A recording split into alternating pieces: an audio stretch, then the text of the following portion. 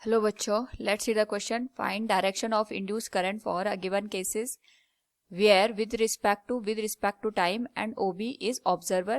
Here we have given two cases. Now to answer this question, first we will discuss here the key concept, and here the key concept will be electromagnetic induction. Now जो Faraday electromagnetic induction के laws होते हैं, अगर हम उनका use करें तो हम यहाँ पे इस क्वेश्चन का आंसर कर सकते हैं. इलेक्ट्रोमैग्नेटिक इंडक्शन में हमें ये ध्यान रखना है कि हमारे पास due to the change in the flux EMF induce होता है and the value of EMF is given as minus d phi divided by d t. तो जो ये d phi divided by d t है, ये हमें ईएमएफ का magnitude देता है, और जो ये नेगेटिव साइन है ये हमें बताता है कि हमारे पास यहाँ पे जो ईएमएफ इंड्यूस होता है वो फ्लक्स के चेंज का अपोज करता है. फ्लक्स के चेंज का अपोज करने का मतलब ये हो गया कि अगर फ्लक्स इंक्रीज होगा तो हमारे पास जो ईएमएफ है इसकी डायरेक्शन कुछ इस तरीके से होगी कि ये फ्लक्स के इंक्रीज होने का अपोज करेगा, और अगर हमारे पास फ्लक्स की वैल्यू डिक्रीज हो रही है तो ईएमएफ की डायरेक्शन इस तरीके से होगी कि फ्लक्स के डिक्रीज होने का अपोज करेगा. इसी का यूज करके हम इस क्वेश्चन को सॉल्व करेंगे. तो सबसे पहले हमारे पास जो फर्स्ट केस गिवन है उसमें एक करंट कैरिंग वायर दे रखी है, और इसमें जो आई है that is increasing with respect to the time, यानी टाइम के साथ साथ जो करंट है वो इंक्रीज हो रही है, और इसके साथ में हमारे पास एक सर्कुलर लूप गिवन है. नव सबसे पहले अगर हम यहाँ पे ये देखें कि जो करंट यहाँ पे फ्लो कर रही है वो अपवर्ड डायरेक्शन में फ्लो कर रही है, तो इसकी वजह से यहाँ पे जो मैग्नेटिक फील्ड जाएगा, अगर हम राइट हैंड थंब रूल का यूज करें, थंब को करंट के डायरेक्शन में रखें, तो इस तरीके से हमारे पास यहाँ पे एंटी क्लॉकवाइज डायरेक्शन में मैग्नेटिक फील्ड यहाँ पे प्रोड्यूस होगा, और यही जो मैग्नेटिक फील्ड है ये यहाँ पे हमारे पास जो लूप है उसको भी यहाँ पे कनेक्ट करेगा. इस पर्टिकुलर केस में हमारे पास यहाँ पे अगर हम बात करें तो जो मैग्नेटिक फील्ड की डायरेक्शन है दैट इज इनसाइड. नाउ यहाँ पे क्योंकि करंट बढ़ रहा है, करंट के बढ़ने के साथ साथ हमारे पास जो मैग्नेटिक फील्ड है वो भी बढ़ेगा.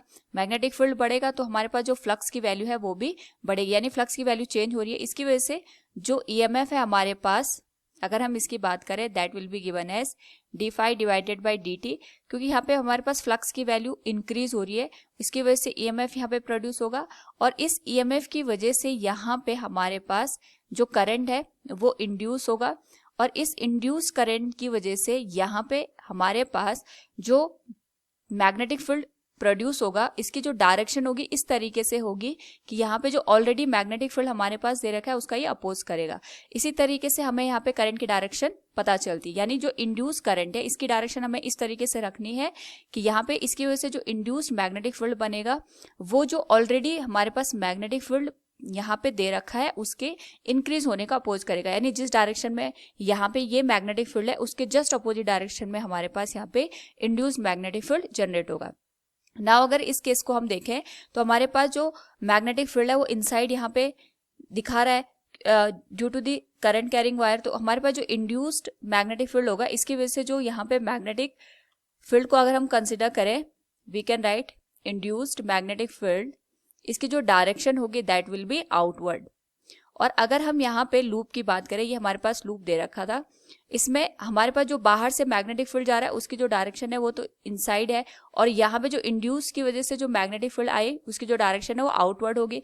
तो अगर हम बात करें यहाँ पे आउटवर्ड मैग्नेटिक फील्ड हमारे पास इंड्यूस हो रहा है, तो यहाँ पे इसको इंड्यूस करने के लिए जो करंट की डायरेक्शन होगी वो एंटी क्लॉकवाइज डायरेक्शन में होनी चाहिए, तभी जाके जो इंड्यूस मैग्नेटिक फील्ड है इसकी डायरेक्शन आउटवर्ड हो सकती है. यानी जो करंट कैरिंग वायर हम यहाँ पे रख रहे हैं इसकी वजह से जो इंड्यूस करंट बनेगा यहाँ पे उसकी जो डायरेक्शन होगी that will B anti clockwise direction. तो जो फर्स्ट का आंसर है that is a direction of current that will B anti clockwise direction.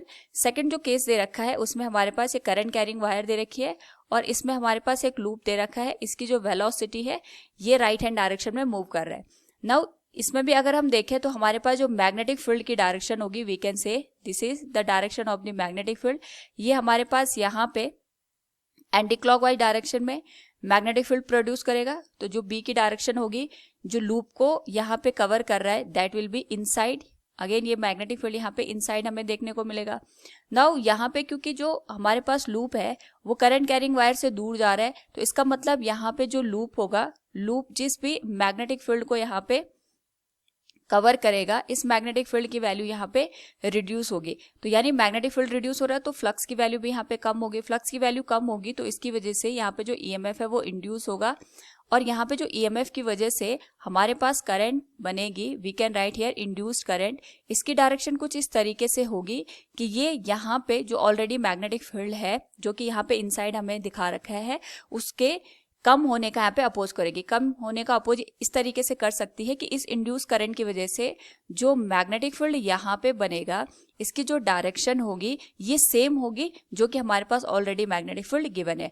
यानी जो इंड्यूस मैग्नेटिक फील्ड है इसकी जो डायरेक्शन है ये भी हमारे पास यहाँ पे इनसाइड होनी चाहिए, तभी जाके यहाँ पे जो हमारे पास लेंज लॉ है वो यहाँ पे सेटिस्फाई हो पाएगा। So we can say here जो इंड्यूस मैग्नेटिक फील्ड है इसकी वजह से जो यहाँ पे डायरेक्शन आएगी दैट विल बी इनसाइड। और अगर हम यहाँ पे बात करें इस लूप की, इसमें अगर हमारे पास जो मैग्नेटिक फील्ड की डायरेक्शन है वो इनसाइड है, इसका मतलब जो करंट की डायरेक्शन यहाँ पे आएगी in the loop due to the magnetic field वो हमारे पास क्लॉकवाइज आएगी, तभी जाके जो यहाँ पे मैग्नेटिक फील्ड इंड्यूस हो रहा है वो हमारे पास इनसाइड यहाँ पे मैग्नेटिक फील्ड को शो करेगा। तो फर्स्ट का आंसर आ गया एंटी क्लॉकवाइज और सेकंड का आंसर आ जाएगा हमारे पास clockwise direction. Hope all you understood it. Thank you and best of luck.